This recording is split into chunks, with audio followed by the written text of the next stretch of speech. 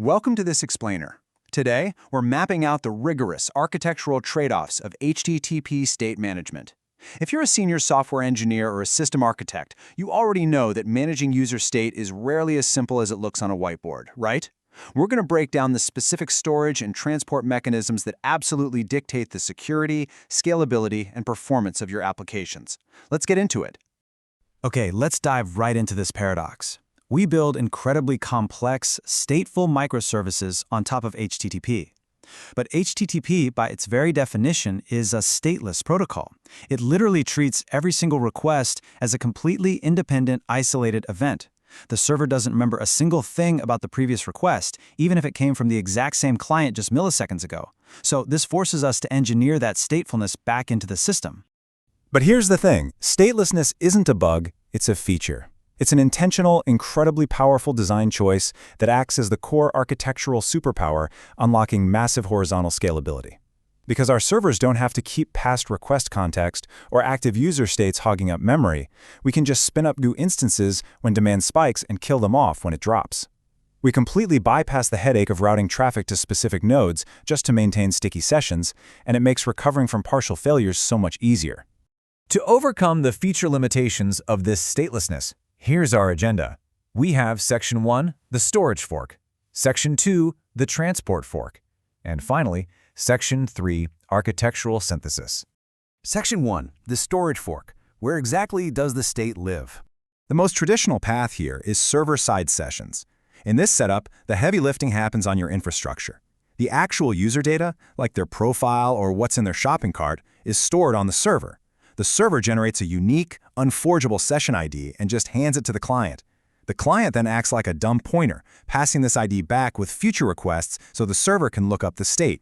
But to pull this off, you need extremely fast shared nothing infrastructure to handle continuous database lookups for literally every authenticated request. And this brilliantly illustrates why tools like Redis are absolutely critical for modern session architectures.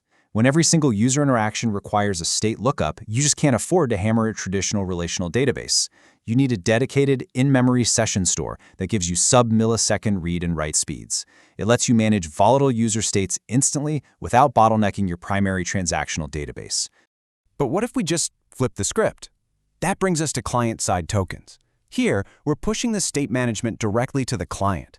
The user's identity and state data actually live on their device, usually packed into a JSON Web Token, or JWT. So instead of storing the state, your server just cryptographically signs the token to prevent tampering, hands it over, and the client attaches it to all their future requests. So, the crucial point here is the massive trade-off you're making. Server-side sessions give your administrators absolute undeniable control. Account compromised? Boom. You instantly invalidate the session ID in your database and they're logged out. The downside is that database scaling bottleneck. Client-side tokens, on the other hand, unlock phenomenal horizontal scalability because the server is just mathematically verifying a signature instead of doing a database query. But you completely sacrifice that immediate administrative control. As this matrix, adapted from Geeks for Geeks and Dream Factory shows, tokens completely remove the read bottleneck for microservices. That is a massive win for highly distributed systems. But, as literally any on-call engineer will tell you, that decentralization comes at a really steep administrative cost when you suddenly need to lock a bad actor out of your system right this second. I love this quote from the academic paper, Dr. Cookie and Mr. Token, because it hits the nail on the head regarding the token revocation challenge. Because your server retains zero memory of the token, you cannot easily log a user out before that token expires naturally. To do it, you'd have to build a database of revoked tokens, a blacklist, which, ironically, reintroduces the exact stateful database lookup you were trying to avoid by using tokens in the first place.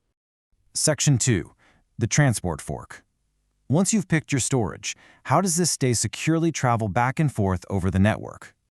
Now you face a major choice of transport. You've got cookies, which are basically the browser's automated courier, up against web storage, which requires explicit, manual transport via your client-side JavaScript, and they have wildly different security profiles. Let's look at cookies first.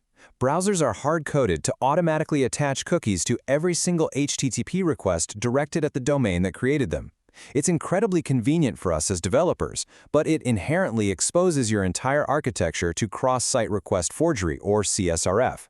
If an attacker tricks a user into loading a hidden image on a malicious site, the user's browser will obediently attach their authentication cookie, executing a forged, authenticated action on your app without the user even knowing. Now, web storage completely flips this dynamic. If you keep your payload in local or session storage, you essentially neutralize CSRF attacks entirely. Why? Because the browser won't automatically send it. Your JavaScript has to manually grab the token and append it to the HTTP headers. It sounds great, right?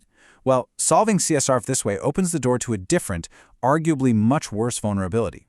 By dropping sensitive tokens into web storage, you're leaving them fully exposed to cross-site scripting, or XSS. If your app has even one tiny flaw that lets an attacker execute malicious JavaScript on your page, that script can easily read your web storage. They just grab your JWT, ship it off to their own server, and they have permanently hijacked your user's session. Game over. Section 3. Architectural synthesis. Let's look at how we actually mitigate these risks. Engineering is ultimately about choosing your compromises. If you go with the automated transport of cookies, you absolutely cannot just set them and forget them. You have to vigorously apply security flags. To kill the XSS threat of JavaScript stealing your cookie, you must set the HttpOnly flag. And to close that CSRF loophole, where the browser automatically sends the cookie from third-party sites, you've got to implement the same site attribute, ideally set to strict. Furthermore, as the HTTP cookie documentation aggressively points out, the secure flag is non-negotiable. Without it, your tokens might fly naked over unencrypted HTTP, leaving them wide open to passive network eavesdropping and man-in-the-middle attacks. Okay, let's dive into this really clever hybrid approach from researchers at Kafosgari University. If you want the stateless scalability of JWTs and the security of cookies, you split the difference. You store the actual payload data in web storage, giving you CSRF immunity since the browser won't automatically send it. But you store a cryptographic HMAC signature of that token locked inside an HTTP-only secure cookie. The server requires both.